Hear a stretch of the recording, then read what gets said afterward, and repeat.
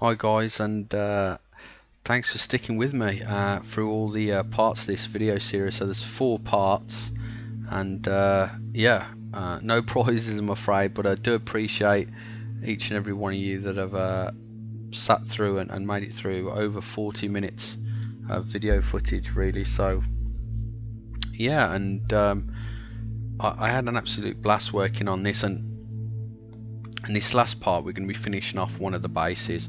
And what you can see I'm doing at this moment in time is working on the rust sections. Now the rust colour was completed in exactly the same way that I completed the blight drone blades, so refer back to part 1 of this series if you want to find out how I've got this rust effect on the different metal objects like the exhaust and the heavy stubber there. So on top of the actual pigments work that I've done, I'm starting to add a brown wash oil paint. It's called Brown Wash by MIG Oil Paints Abtelung series there, and it's just been thinned down with some odorless turpentine. Okay, we're coming up to a really fun part now. We're going to start working on adding some mud texture to the base, and this is a proper Blue Peter special, real mucky job. I'm going to start adding a bit of water into this and a bit of matte varnish. So we want the dark mud and the dry mud mixed together. We're going to form a paste with a matte varnish and water mix.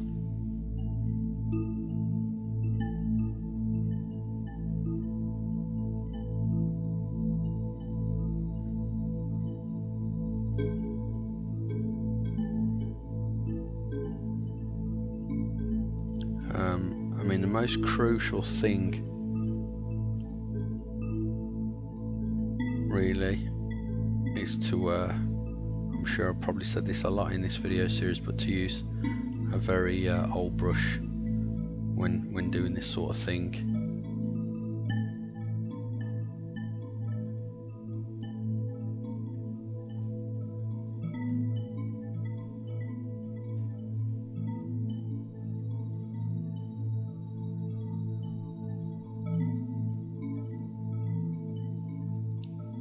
Just add in some more pigments. The consistency of the paste is a bit too thin. It's not the most crucial thing. The most important thing is, as I start to apply this wet paste MIG pigment mixture, is to actually try and work quickly. I want to make sure that I start adding the dry pigments on top of this wet paste.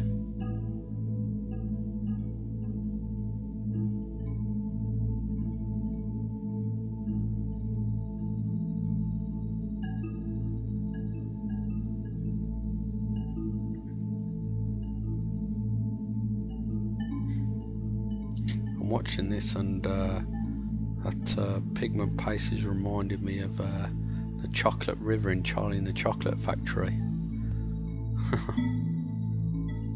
Or is that just me being a bit weird? I feel hungry now. I'm sure after filming this I'm going to go grab myself some chocolate now. So yeah, as you can see, just working all the way around.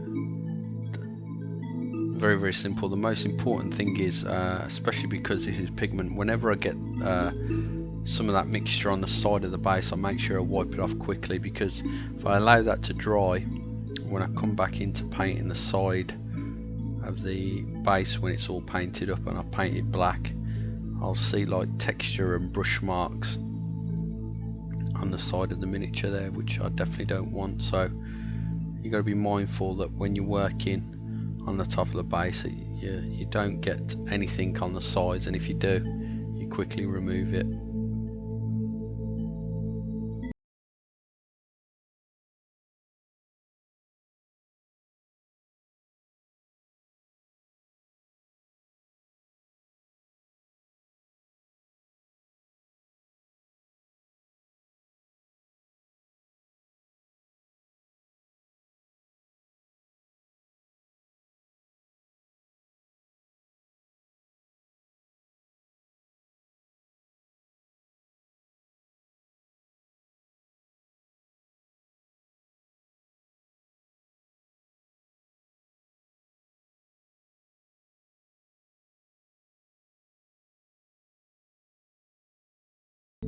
best editing in the world, I have to admit. I'm sure you've got the idea that I'm applying some mud pigments to the base there. Almost fell asleep myself there, so I apologise if you joined me on that little mini nap there.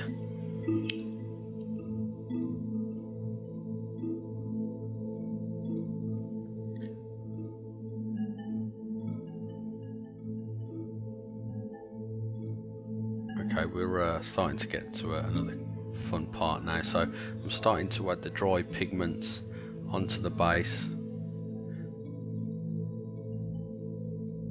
Now, the important thing here is not to use only one colour. You need to actually mix your own sort of different texture. So it's very simple. I'm using just the two mud colours there, using the dry mud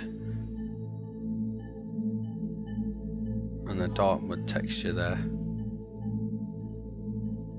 and I'm just letting that those pigments build up some texture.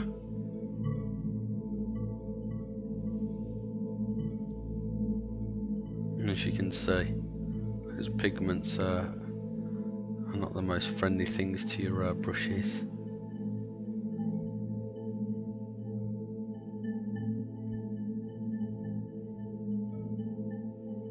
Trying to work fast to try and pack those in and get some texture on top of that wet matte varnish and water pigment mixture there.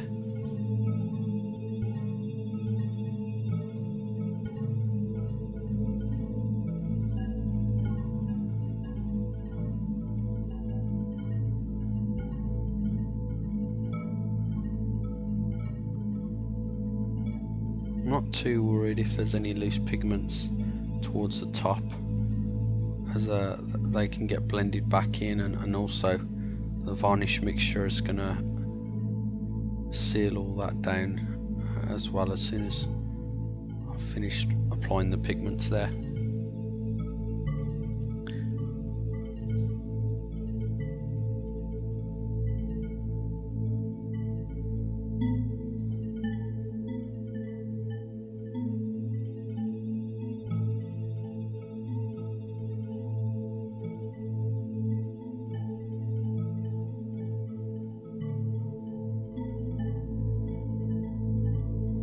Trying to be mindful to make the mud a little bit lighter the further it gets away from the debris, as I feel that the more open the area would be, that the drier the mud would be.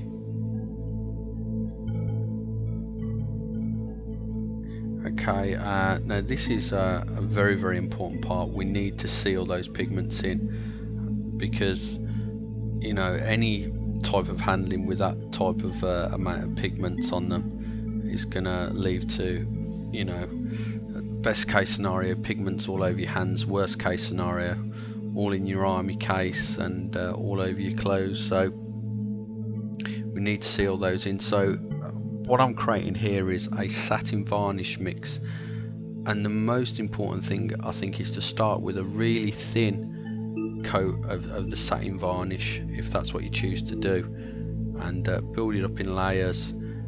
The last thing you want to do is apply the varnish too thick, and it's actually going to form like a plasticky seal on top of your pigments.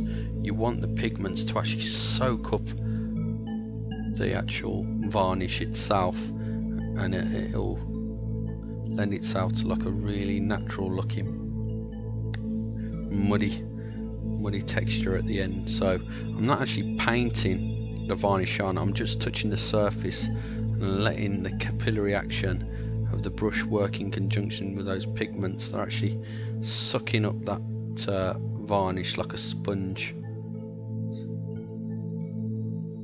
So that's what you see there. Unfortunately I've got no good footage of the layering work I did with the varnishes, but I think I did 2 layers of satin varnish like this, and then I did 1 layer of a really thin down gloss varnish that I only placed towards the debris there. So the gloss varnish was soaked up in the mud towards the weapons. So that's it. I'm going to leave you with some photographs now, guys. I really do appreciate you watching this video series. I've got to be honest, it's not the easiest to film these videos, and it's took me a long time to edit them, so you know, do appreciate you watching these, guys. You know, if you want to show your appreciation, hit the like button, guys. Don't forget to subscribe. Hopefully I'll get some more of these done in the future, and yeah, as always, thanks for watching, and I'll catch you in the next one.